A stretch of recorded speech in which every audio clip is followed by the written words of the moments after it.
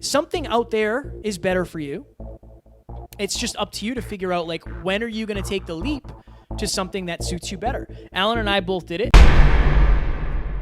You have an impact far beyond your current comprehension, but have you decided in advance what you want to be known for? Have you decided in advance what you want your loved ones to say about you? Ladies and gentlemen, welcome back to another very special, as always, Next Level University Mastermind. I believe we are in week 29. Oh, yeah? I got it right for once. Today, we are going to talk about the top 10 questions to ask yourself if you want a next level life. So, Alan and I have had the pleasure of interviewing over 100 people at this point, and we always get a lot of love for the questions we ask. Now, that's not what this is about. When you ask yourself powerful questions, you will give yourself powerful answers. And at the end of the day, that's what changes your life. Alan and I have asked each other really deep questions over the years. I'm sure you guys have asked, yourselves, significant others, friends, family members, hard, difficult questions. And the answers that come up can really shape your life. So our goal today is to get you thinking at a deeper level, to get you asking questions at a deeper level, and to make some changes. One of the other things that I want to mention here, too, so Kevin and I have been getting on a lot of other shows lately, and what's interesting about being interviewed is I remember I was on one show. Her name's Dylan. She has a podcast called Soul Cleanse, and in my opinion, it's the most powerful interview I've ever done. But the reason was because she held space and gave me the time and space to really be vulnerable and really answer. One of her questions was, when did you stop numbing out your reality? Okay, that was a question I had never been asked before. When you sit with a question like that and really try to find an authentic, vulnerable answer, it brings up stuff that you might not have thought about in a decade. Okay, and so the goal of this is to shake the snow globe. We want you to ask questions to yourself, and they're uncomfortable questions at times to really sit with, but I think that a lot of us go through life on autopilot. It's like we run these same patterns and we don't question ourselves enough So if you've ever been sailing, this is a great analogy. The wind blows on us all, but it's the set of the sail that determines the direction. And when you're sailing, you have to adjust your sail constantly based on the wind. And so my question for all of you, when I want you to ask yourself throughout this, is how often am I asking questions? What are my dominant questions? How do I make some of these questions more empowering? And how do I make them more consistent? I have certain dominant questions I ask myself every single day.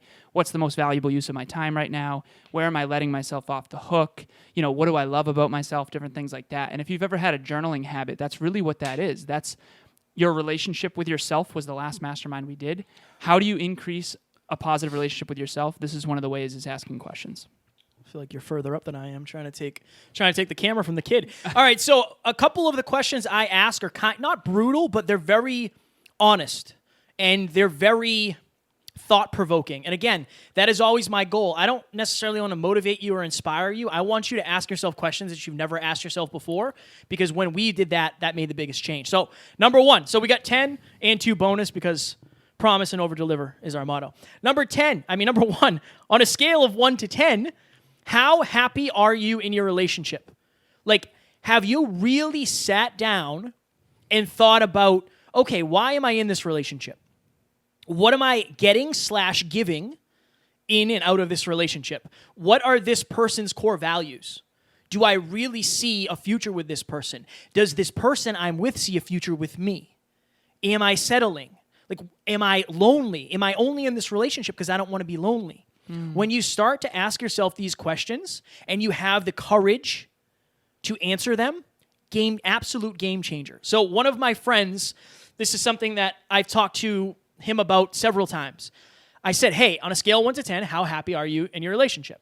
And he said, sometimes it's a 10. Other times I wonder why I'm even with this person. And that's a red flag, right? That's a red flag. Okay, what does that mean? What does that mean? Now, the jury is not out on this relationship yet, so don't know whether or not it's right or wrong for this person, but that made this person think more. The second I asked that question and gave space for him to answer it, he had to think about it. And he did. He was very honest about the way he felt.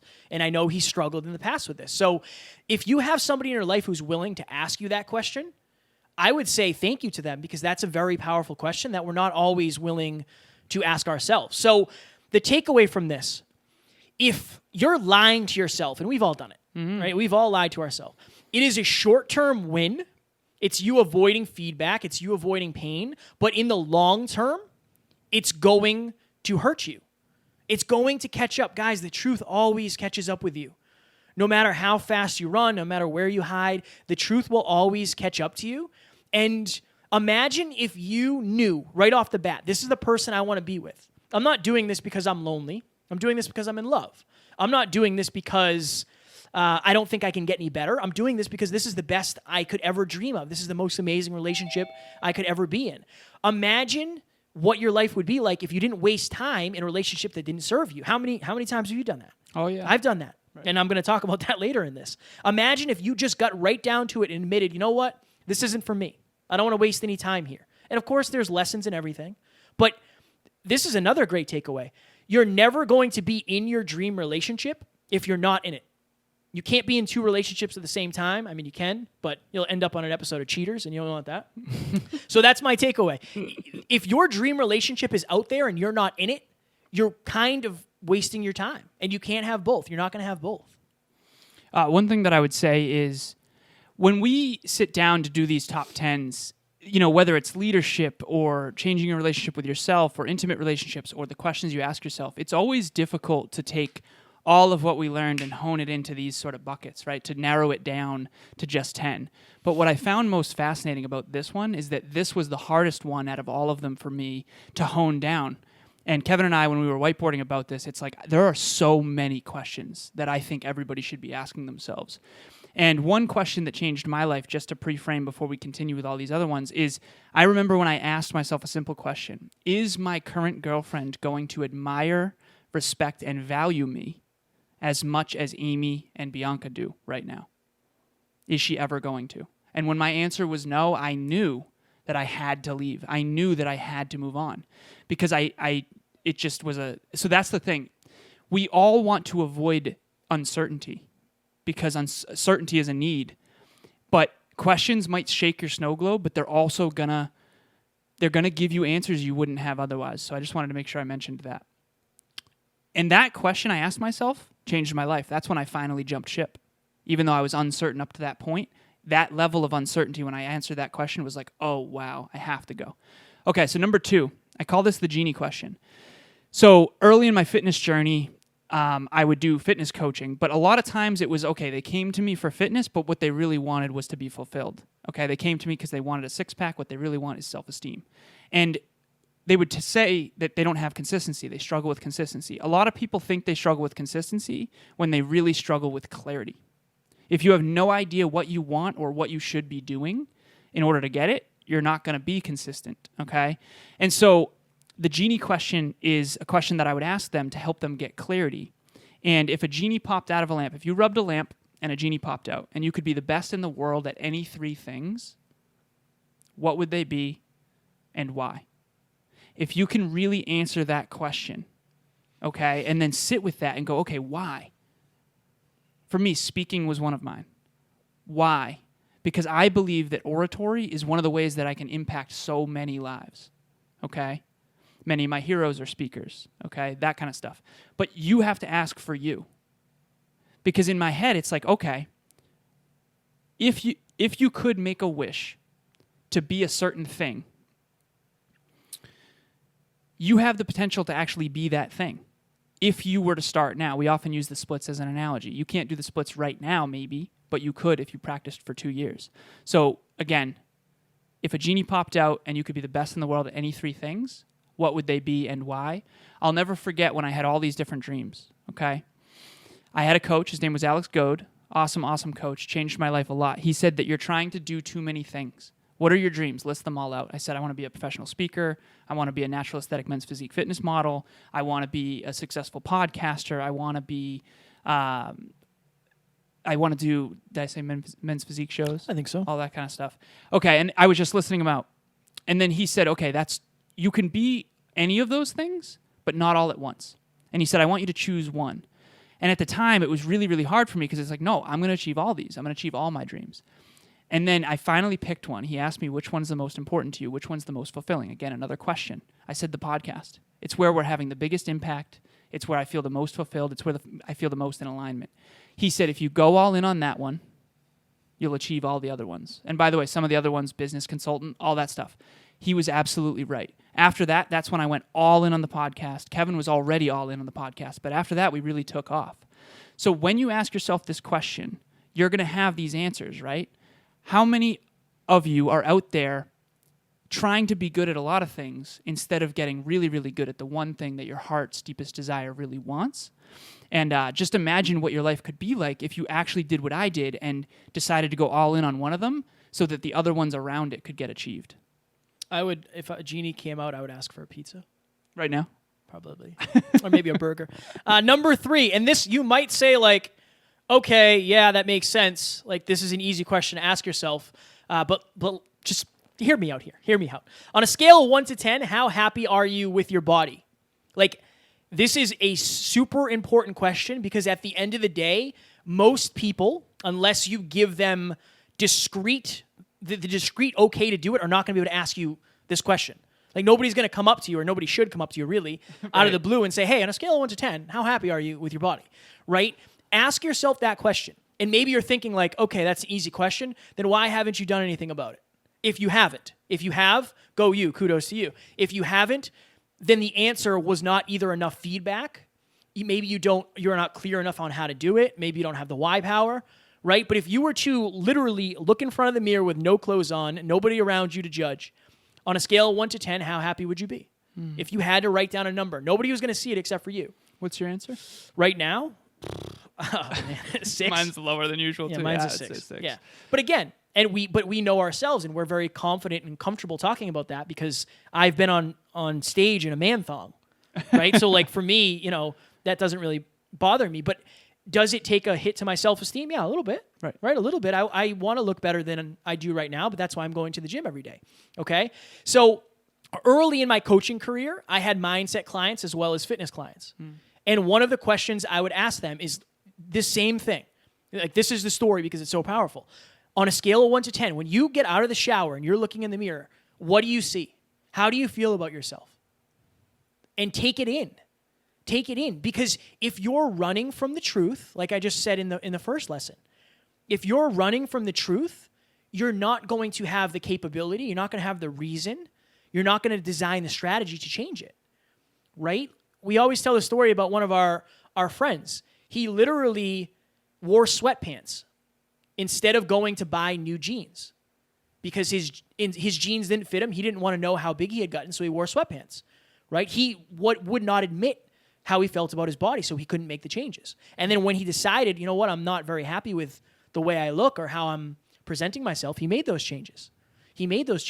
At the end of the day, only you can decide the way you feel about yourself, and only you can make those changes.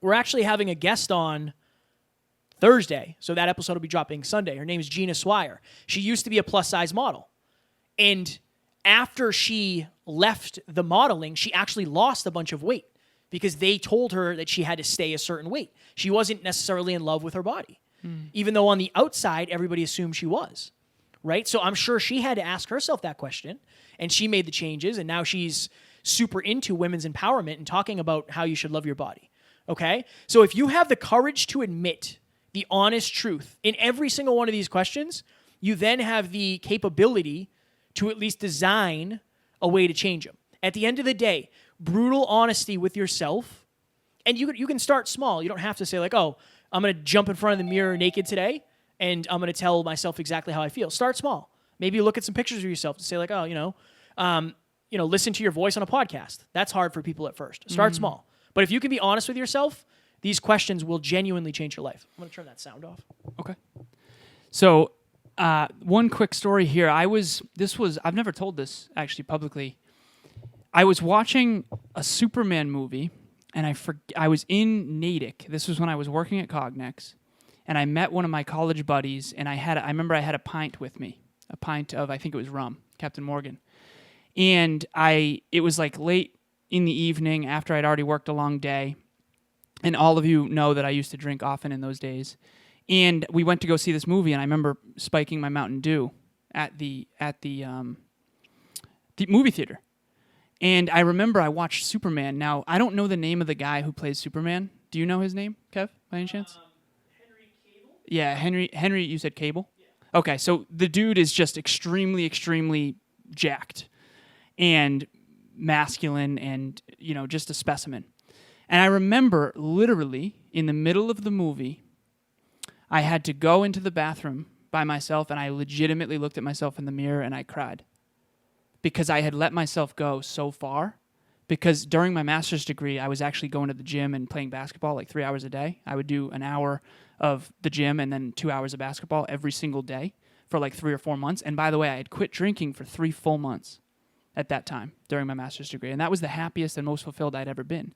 But I went, and when I saw, there's this one scene where that actor was shirtless and he was just jacked and masculine. And I just knew that I had let myself go so far in the physical arena. Yeah, I was killing it, successful in terms of finances and stuff. But I went into the bathroom, looked in the mirror, and legitimately cried by myself on like a Tuesday night. And I had been drinking, okay? After that, I started going back to the gym. It was really hard for me. As a matter of fact, the first time back in the gym, and I don't tell this story often either, I think I have once, I cried in the bathroom at the gym too, like multiple times. One time I had to actually leave because the feedback was too much. I had let myself go too far. I don't tell that story often, but I want to because I want people to realize that, like, at one point, every single person who you consider is successful was like super, super down on themselves and unhappy where they're at. When Kevin says, ask yourself the question, how happy are you in your relationship, 0 to 10? How happy are you with your body, 0 to 10? He's going to have another one of those. You don't just answer it and then leave it there and say, oh, I'm unhappy, let's just stay. No, it's a catalyst for positive change. We just did an episode on that, how pain is a catalyst for positive change. Yeah, I was in pain, emotional pain. But guess what? I told the story of all the pain in that bathroom after watching Superman. But look at what I look like now. Now I'm probably even in better shape than that character in certain regards. Not in the moment, but I have been. And so just understand that the questions are for feedback, not to make you feel bad about yourself, but to help you create positive change. You're up again.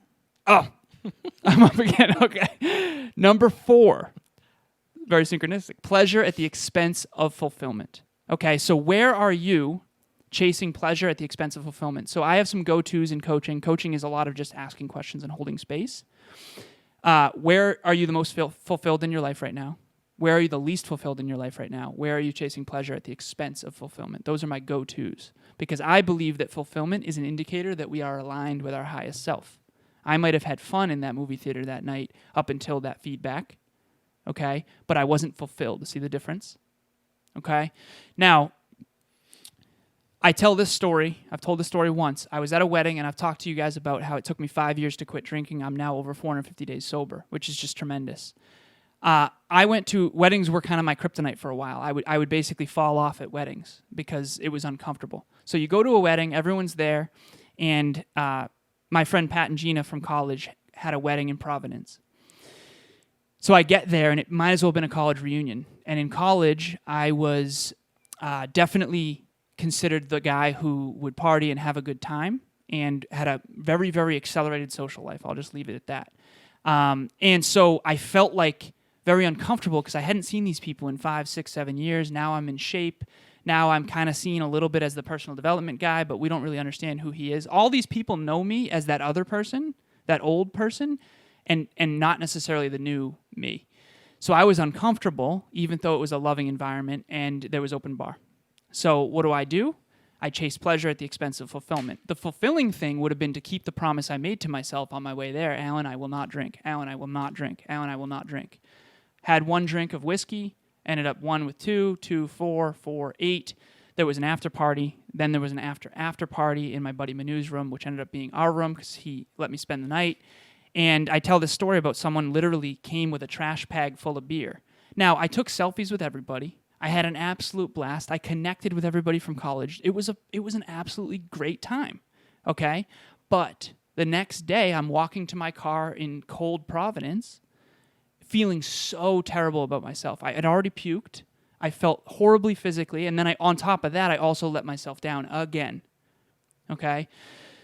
So all the fun happened. After party, after party, connect with all my friends. That's all great. The next day, I'm outside my car in the parking lot, puking outside my car.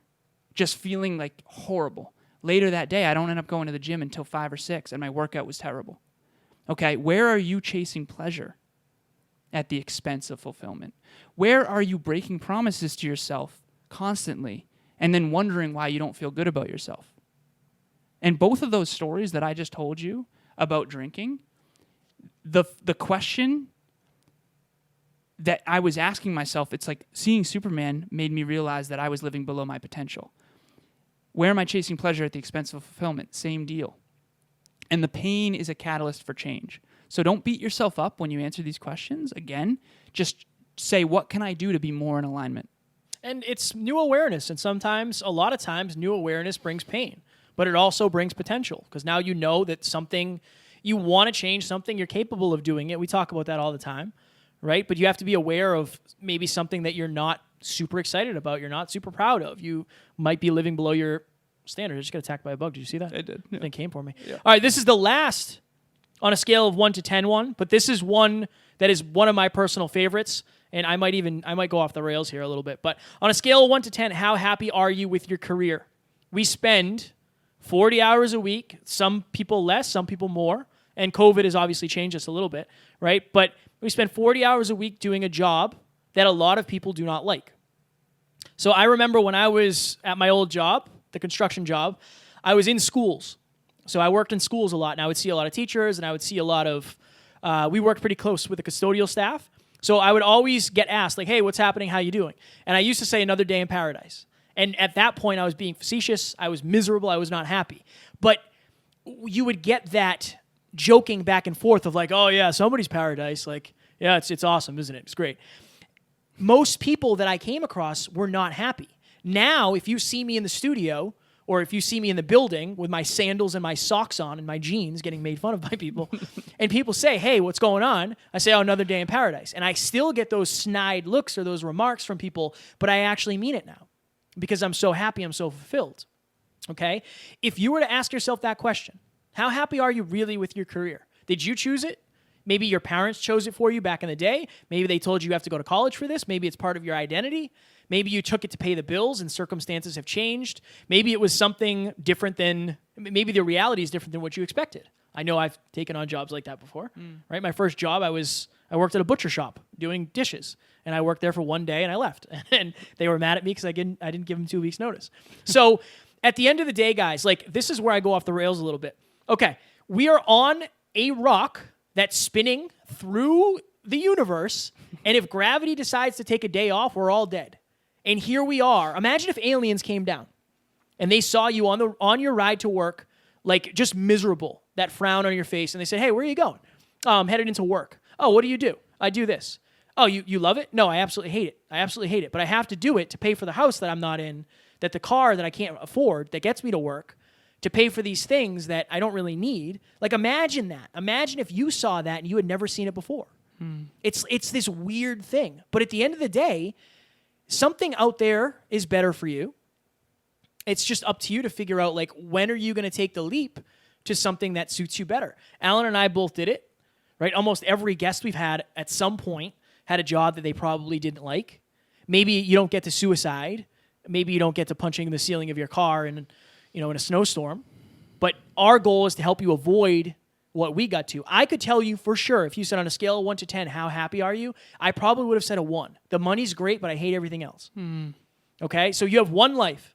You can either spend it going to a job that you dislike, or you can chase something that you really like. Are you going to crush it and make a ton of money at first? No. But you're going to have a ton of fulfillment. You'll have a ton of happiness. You'll have a ton of joy, right? So imagine if you could make a life. I don't even want to say if you could. You can. Imagine if you did make a life, you made a living around something that you enjoyed doing. Imagine how different your life would be. It wouldn't be waiting for Saturday every week or waiting for Friday, at close time. That wouldn't be it. It would be something completely different. We're 5 in, and we have 10, and we're at 31. So I'm gonna do a little audible here. Uh-oh. quickly. So 2 things. One, when you ask yourself from 1 to 10, and I ask my clients questions like that all the time. Those are fire, Kev. When they say 7, I always have a follow-up question. What would get you closer to a 10? So don't just ask yourself, oh, okay, I'm a 4. Ask yourself, what would get me closer to a 10? Right? Because you're not just going to wake up and suddenly be at a 10 job. It's like, okay, well, this would get me a little closer, little steps. The other thing, this pre-frame will help you all very much. I believe it's helped me tremendously. I often say this. So if you're fortunate enough to live 100 years on this planet, that means that you live 36,500 days. If you only had $36,500 in your bank account and you could never make another dollar, how carefully would you spend that money? Okay? We think money is more valuable than time, and it's not true, not even remotely true. Okay? The only thing that's the most valuable asset we all have is time, and a lot of times we don't realize that until it's the end of our life. For me, it was the car accident. For Kevin, it was suicide. Like, that's when you wake up and you realize the value of time. Okay? So that's another frame that I think will help everybody. You know, how many dollars do you have left, and how well are you spending them, aka your day-to-day? If you're doing something that you hate, it's definitely something you're going to want to at least pivot. What would get me closer to 10? What would get me closer to 10? Okay, number 6. Where do you feel the most suppressed? And this is another big one. So you know that I have a flashcard in my pocket with the top 5 regrets of the dying. I'm not going to repeat myself, but number 1 and number 3 are the most important in my opinion. Number 1 is I wish I had lived a life true to myself, not what others expected of me. Kevin just kind of did that with the career thing. The third one is I wish I had the courage to express my true feelings. So it took a tremendous amount of courage for me to tell you that story about the Superman in the theater having a pint in my pocket, okay, and spiking my Mountain Dew. That I wanted to have the courage to say it 2 weeks ago, or maybe last week. I did my purpose prayer live. That took a tremendous amount of courage. But I also know that I would rather give my truth and hope that it helps somebody than to just hold it all in. If it's going to help somebody, I want to have the courage to say it. So, where do you feel the most suppressed in your life? Okay, so I've told Kevin things that I've not told anybody else. I've told Emilia things that I've not told anybody else. The team knows certain things. And at this point, there's a little bit more percentage where all of the listeners are starting to learn about us and those things that at one point were too scary for me to even tell myself. And so where do you feel suppressed? I remember I was on the phone with a client, and I asked this question. I do this with many clients. But I asked this question, where do you feel the most suppressed in your life? Who do you feel the most suppressed around? Okay, one person in particular was saying her in-law. Okay, so her mother-in-law. And I said, okay, why? And then I followed up with another question.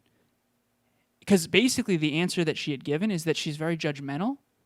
And all of you right now, I guarantee you have someone in your life who you genuinely love, who genuinely loves you, but they believe that you should be doing what they believe you should be doing. I'm going to say that again. They believe that you should be doing what they believe you should be doing. Okay, our parents are guilty of this a lot. And I'm not saying that mine is in particular, but there's a lot of people out there who believe you should be doing something differently than what you're doing. Whereas if you were to talk to Kevin and myself, we might give you advice, but we're going to reiterate, listen, we want you to choose for you. I can't tell you what's best for you. I can tell you what's best for me, and I can maybe raise your awareness on my perspective, but at the end of the day, I want you to choose for you.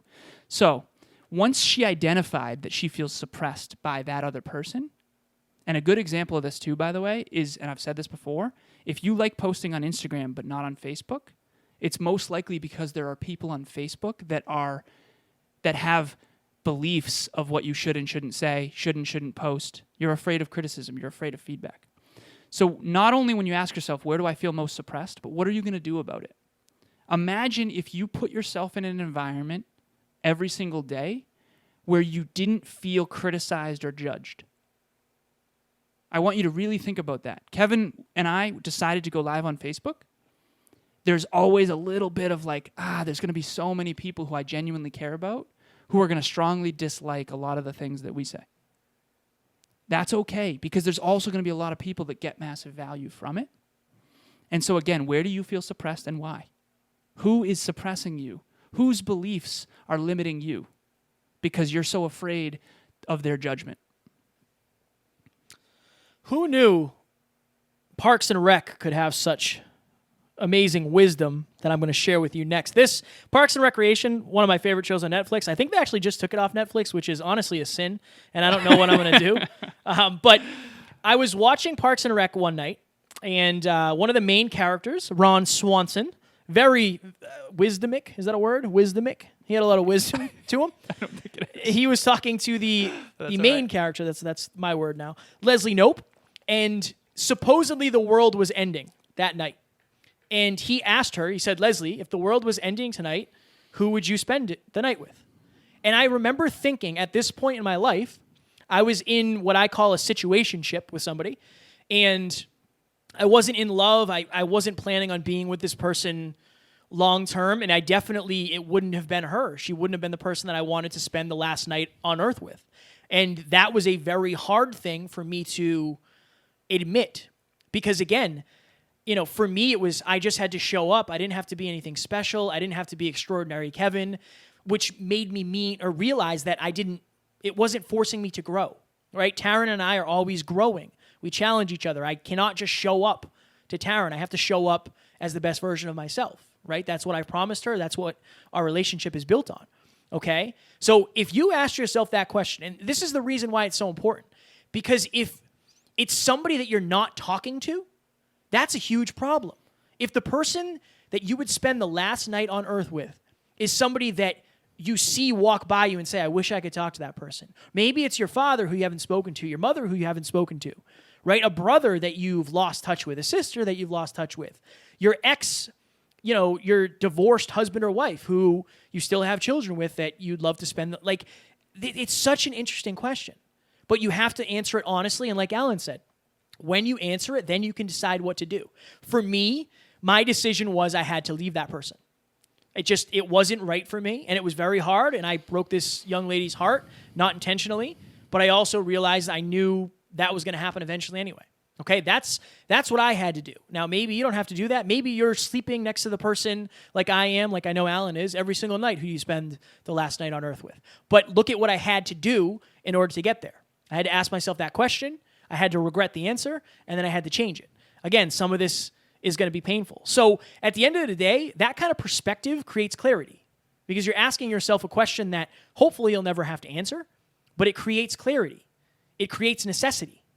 So my question to you is, if the world was ending tonight, who would you want to spend the last night with? Fire. Thank you. Super powerful. Netflix. Yeah. They know. They took Friends off as well, which is also a sin. You know why? Because they're taking the things that kill our productivity off. The universe knows. It's like, we got to get rid of these shows. These kids aren't going to accomplish anything. Right. God damn.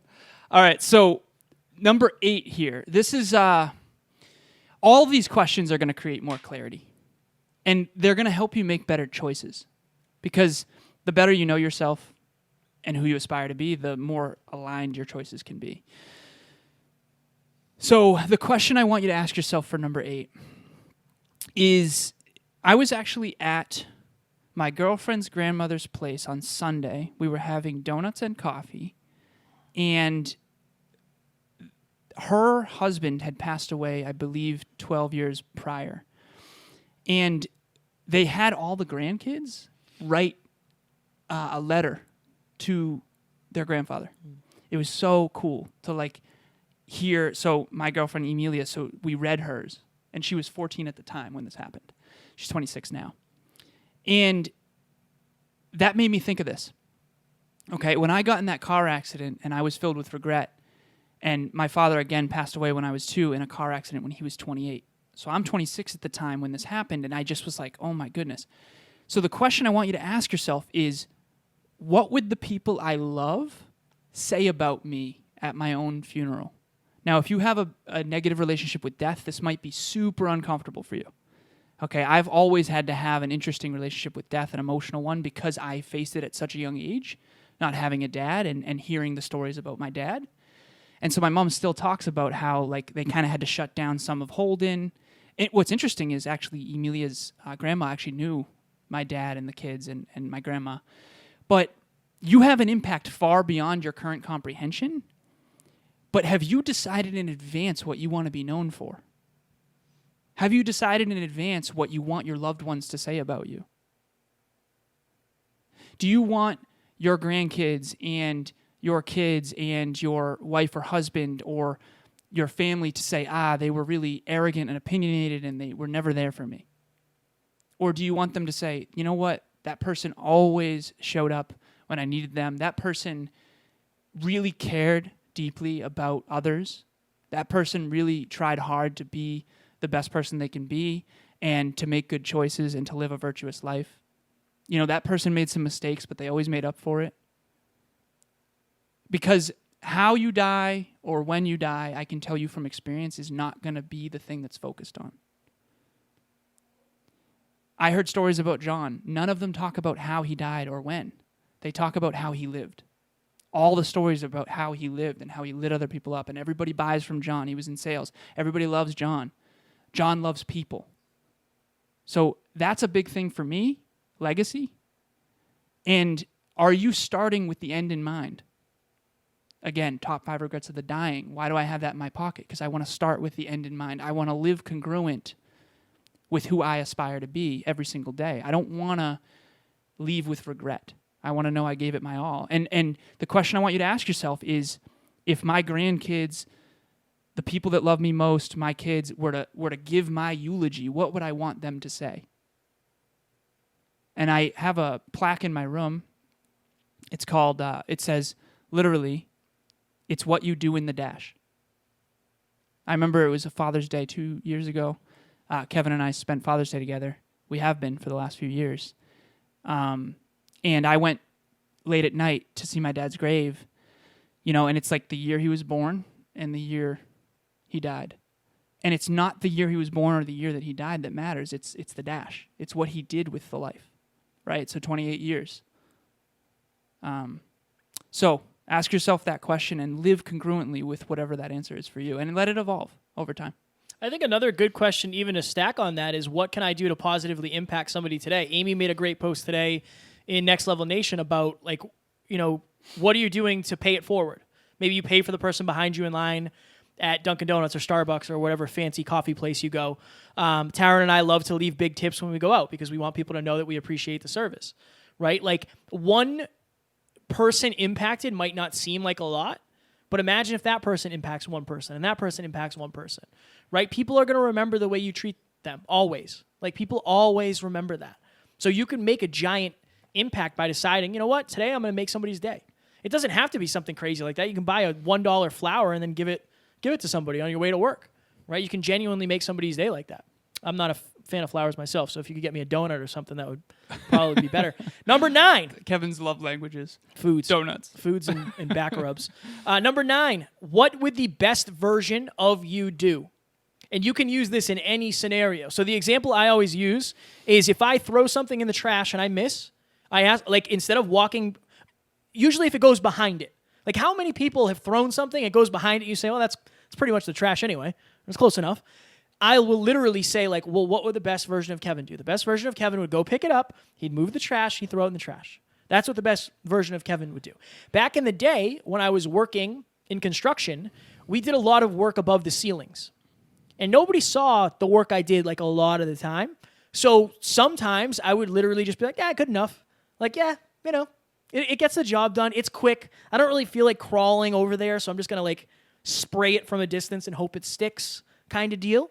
I definitely wasn't asking myself that question. I was asking myself, what is the quickest, easiest way for me to get this done with the least amount of effort? And I found ways, naturally, right? And you're going to find what you're looking for, okay? So at the end of the day, a lot of us lower our standards when nobody's watching. If you know nobody is watching what you're doing, a lot of us go into default mode. My challenge to you is for that not to happen. Imagine how much pride you would have if you always carried yourself to the highest level. If you were always saying, okay, what would the best version of me do? Like, would I stop? Would I pay for this person's coffee? Like, it's $2. Like, yeah, I feel like that's the best version of Kevin. I think that's what he would do today. Would I stay late and talk to Alan about serious things going on? Of course. Right? Of course. So if you run that filter through every decision you make, I guarantee you make better decisions. I guarantee you impact more people. I guarantee you're more connected. I guarantee you're more proud. You have a higher level of self-esteem. So that is my question to you. How often are you asking yourself that? Are you ever asking yourself that? And what is your answer when you do? A lot of people might disagree with me on this, but I believe that virtue is a universal language. It doesn't matter your background, your color, your culture, or where on the globe you are. There are certain things that are just virtuous. Exercise is a virtue. Hard work is a virtue. Doing things for others is a virtue, right? And vices are the same way. And so there's these universal spiritual laws of virtue and vice. And doing a good job with high standards, doing something with excellence, like Kevin was mentioning him not doing that because of a disempowering question. How can I get this done as easy as possible with the least amount of effort? And not getting dirty and or attacked by spiders. Right. Or dead birds. Dead birds. But that's a disempowering question. Because if that's your goal, then you're not going to be proud of you. And then when you're insecure and not proud of you, you're going to go hurt others unintentionally. So one of the things that I wanted to mention here is vice versus virtue. Do you feel like you are living a virtuous life based on your own standards? You know, picking up the trash is a virtue. Stealing is a vice. It's a universal spiritual language. One of them builds self-esteem, one of them drains self-esteem. And if you want to do well for others, you're going to have to do well for yourself, because, you know, that's going to perpetuate. Number 10, what always gets you super emotional and why. So I don't know if you've ever heard me read the Teddy story. I have it saved. I was giving a speech to a group of high school honors English students. Shout out to Johanna at Nipmuc High School. And I, for the first time live, did the Teddy story. I've done it on the podcast before. I've done it in the Facebook group, but I've never done it live in front of an actual audience where I could see their responses. And it was super hard for me because I just started bawling my eyes out. It's a story about little Teddy Stoddard. I don't know who wrote it. It was written by Anonymous, and I just save it, and it's my go-to. Every single time I've ever read this story, I just cry so much. It touches my heart at the deepest level. So my question for you, though, is what gets you super emotional and why? Which movies get you really emotional and why? Okay? Which songs get you really emotional and why? What questions get you super emotional and why? Once you understand that, that's where your purpose lives. Your purpose is in there somewhere for you. And imagine if you designed your life around helping other people with that thing. When you have clients, you start to notice these common patterns. I just surpassed 500 coaching calls. Strong work. Thank you, brother. And you just see patterns. And, you know, you have one client whose deepest pain was addiction, and now she wants to sell a drug that helps people overcome addiction for a company. It's like, it's so obvious to me now that whatever hurt you the most is something you can go help other people with. So ask yourself that question. What gets me super emotional and why? Like, you guys all saw me almost tear up when I was talking about Father's Day. Like, I almost can't think about it without crying. That's my why. I don't know what yours is, but I can guarantee you're going to be way more motivated when you find it. We literally were talking today about, Taryn messaged me, she texted me when I was in the studio recently and said, Kev, I want to do more volunteering. Are you on board? I said, absolutely, I'm on board. And we're literally sitting on the couch, and she's reading me these little boys who are looking for a big brother. And I literally just started bawling. Like, I don't know where it came from. I think it's probably because I grew up without a father. And I felt so pulled to do it. It wasn't like a, will I do this? It was like a, when can I start doing this? It was just this deep inner pulling. And Al and I were talking about that today, and we've decided to start building our charity for the podcast. That came from that. Like, that makes us emotional. We both grew up without fathers, but we also want to make sure that children don't go through that, right? They have the support, or they have somebody to look up to, or the mentors, or the money, or the opportunity, whatever it may be. So that moves us. Naturally, now we're going to do something about it, right? You don't have to do it right away, but once you know what genuinely pulls you, like, if you want to get motivated to make more money, find somebody else who needs you to help them with money. We will do way more for other people than we do for ourselves. Like, we've heard that before. That's what Alan and I are focused on right now. We want to help as many people as we can.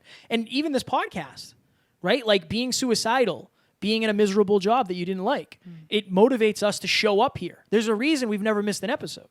This is it for us. This is our jam. This is our spot. This is what we want to do, where we want to be, right? So that's just even more aligned. All right. I would jump in real quick. Of course you can. Of course. Thank you, brother. Of course. So Kevin and I grew up without a male role model. Now we aspire to be a male role model in your pocket anytime you need it. If we had that when we were younger growing up, it would have changed everything. There wouldn't be this podcast probably. Yeah, right. Which is also an interesting philosophical thing. But we want to be a male role model. And again, the charity that Kevin mentioned, we decided today it's going to be Kids Without Fathers. That's our purpose. You have one too, based on what you've been through. You got to figure out what it is, but you can only do that if you ask these questions. If you have listened to any of our guest episodes, I haven't been doing this recently because we've kind of been more freestyling it. But bonus question number 1, we have 2 bonuses. What do you hope to accomplish before you die? I have asked, I don't know how many podcast guests that question. The beautiful thing is, everybody has a different answer. Some people say, I've heard everything from, I just want to be happy. I'm not a huge fan of that because I think it's deeper than that. But I want to be a good family man or family woman, mother, father, brother, sister, uncle. Dave Meltzer, I want to impact 1 billion people. Right? Everybody has a different answer, and it's beautiful. That's beautiful because at the end of the day, if you ask yourself that question and the answer that you feel pulled to more than anything is to be a good mother, to be a good father, maybe that is your purpose. If that's what you want to accomplish before you die, you want to be the best family person you can be, that's amazing. That's amazing. And now that you have answered that question, it doesn't have to be about the glitz and the glamour. You don't have to have a podcast. You don't have to be a speaker. You don't have to have a company. You don't have to write a book. At the end of the day, what will you be happy accomplishing? Okay? When you get crystal clear on that, and that's going to come through time, right? I want to impact 1 billion people. I stole that, borrowed that from Dave Meltzer. Right? I want to have a net worth of $1 billion because the amount of philanthropy I want to do is going to take that kind of money because it's expensive, right? It's not just about me, but when I realized what I wanted to accomplish, it helped me get crystal clear. It helped me connect with people who are going to help me with my purpose, right? Same thing for you. Clarity comes first. So, if you ask yourself that question, it's going to make you focus on what really matters, right? If that's your purpose, then you're going to spend more time with your family. You have the opportunity to accomplish that right now in this moment. When your kids come up to you, you have the opportunity to accomplish what you want to before you die. And you can check in with that. Alan and I are always checking in with, we want to be the best men. So when Taryn and I have an argument, it's my job to be the best man I can be. I have that opportunity in front of me at all times to accomplish that part of my goal, to be the best husband and father I can be. Okay? I'm always checking in on that. So, if you got that clarity for kind of reverse engineering regret, really, is what you're doing, imagine how different your life would be. You would know you're on purpose, you would know that you're living intentionally, and you would know that you were aligned, and you can make decisions based on what you actually wanted in the end. I know it's not that simple, but it's a question. And check in with this question, all these, regularly, because what do you want to accomplish before you die? It's going to evolve as you do. Your answer will evolve as you do. If you asked me that when I was 21, I would have said I want to be a Fortune 50 CEO. Okay? If you asked me that now, it would be very different. So you're going to have to keep... Life is about going out and accomplishing your heart's desires and then learning about yourself along the way. And that's a feedback loop that continues. So the last one, bonus number 2... Bonus! ...is the question that I asked every guest for a long time. Maybe we'll bring that back. Maybe. We'll see. So I used to say that I have a true north around my neck. I have this necklace, and it's my North Star. And if you were there for the last mastermind, you know I recited my purpose prayer. But basically, I used to say this. I used to say that the North Star is the brightest star in the sky, which I've since learned is apparently not true. One of my physicist friends said that that's not true. But that's okay. It's the brightest star in the sky. It's unwavering. It's always in the same place. It's a guide. Okay? And you also heard me say this quote, you can't see the stars during the day. They're always there, but sometimes it takes the darkness to see clearly that which you simply could not within the light. And by the way, when you're in emotional pain, that's when you start asking questions. What if you started doing that when you weren't in pain and just proactively... Use our pain. Right, use ours. But what about you never changed? if you were to really look on your whole life, like what's the common pattern that keeps showing up? There's something to learn in that for you. So what I used to ask the guest is, we grow, we evolve, we change. You've obviously changed a lot, and I'm talking to a guest right now. But there's a part of you that never changed. And I believe that the truth never changes. What about you never changed? And I got a lot of really cool, interesting answers. For me, I remember growing up, has anyone ever heard the phrase, I just hate people? Like, people suck. I always disliked when that was said. Always hated it because I love people. I really do, like almost to a fault. Like I'm so optimistic about what people are capable of. And yes, that's hurt me at times because I've given people the benefit of the doubt when I clearly should not have. But I would rather believe in people and get hurt than have this view that everybody sucks and I'm just going to protect myself all the time. Okay, so I love people, and there's another thing that never changed about me. I always wanted to be excellent at everything I do, whether it was video games or Can Jam or Beirut or hosting parties or being in sales. Every single thing I've ever done, I've always wanted to be the very best I could be at it. That's just a part of my nature, mastery. So what is that for you? What about you never changed? And now go figure, I want to be excellent at helping as many people as possible. I love people. I'm excellence driven. I help other people be excellent. That's my main focus. That's what we do on podcasting, coaching, speaking. That's the main goal. So what is that for you, though? And imagine if you designed your life around that thing that, by the way, you've always been doing this thing. Amy is one of the kindest people I've ever met in my life. And all her life, she said, you're so nice, you're so nice. Even to the point where she got sick of hearing it. Now, she's in a position where that niceness, that warmth, that love is helping so many people. Maybe that's her purpose. I don't know. Only Amy can know for her. But I do know that that's a common theme. She's kind and nice and she loves people. I know that's a common theme. So what can she do with that? How will you serve the world that your talent can provide? What do they need that your talent can provide? And so that's the last question I'll leave you with. How will you serve the world with whatever your purpose is?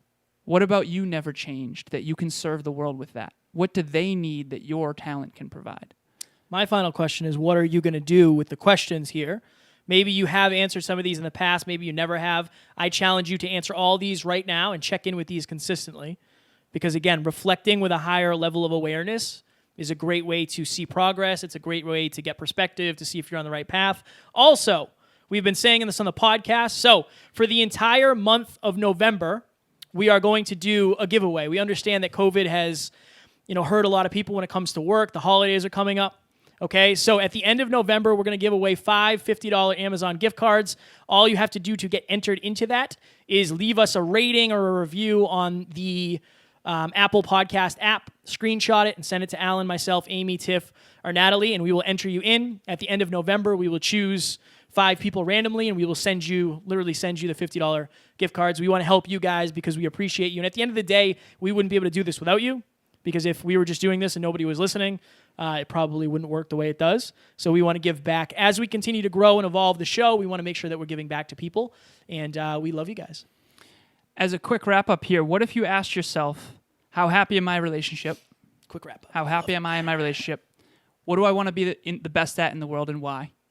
How happy am I with my body? Where am I chasing pleasure at the expense of fulfillment?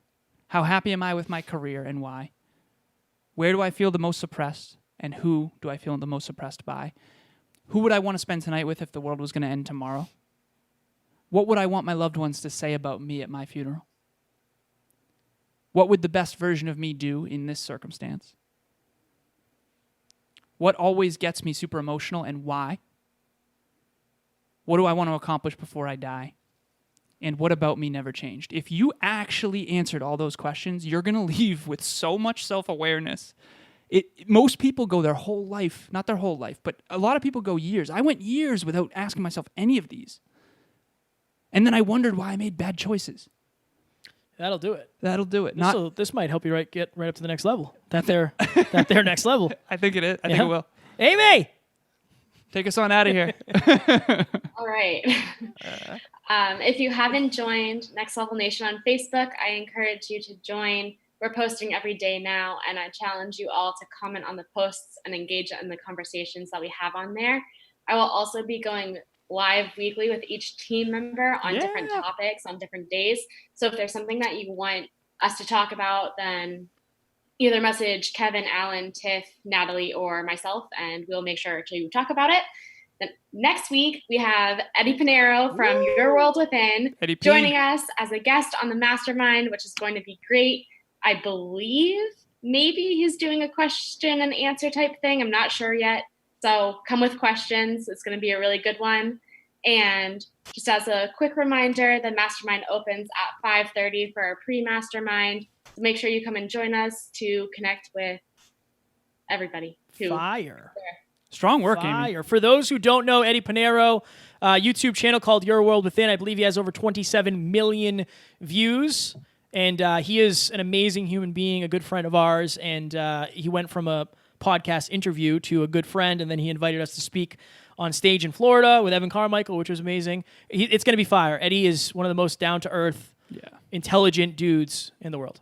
Yeah, he's amazing. And at Your World Within Live, he gave a speech on going all in on your dreams. So that's the theme.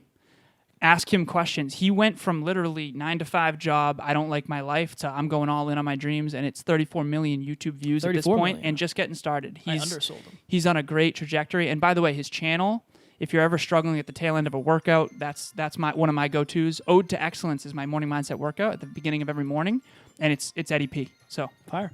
Ladies and gentlemen, we love you. We do not have fans. We have family, and we hope this helped you get to the next level. Talk to you soon. Bye.